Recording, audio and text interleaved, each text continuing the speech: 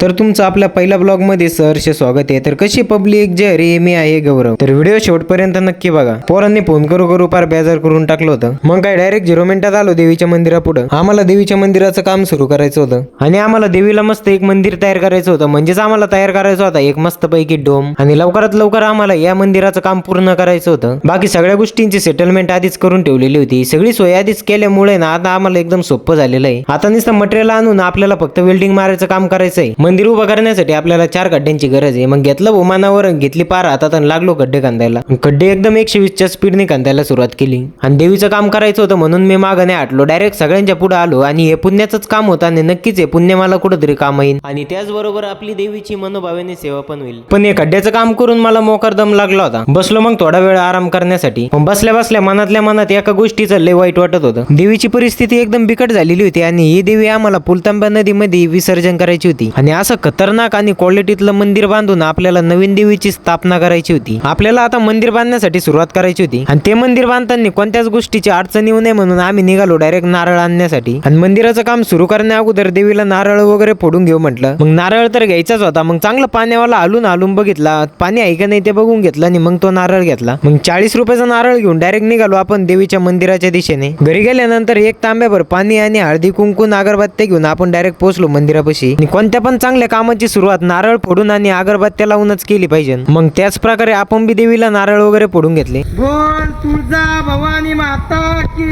जय।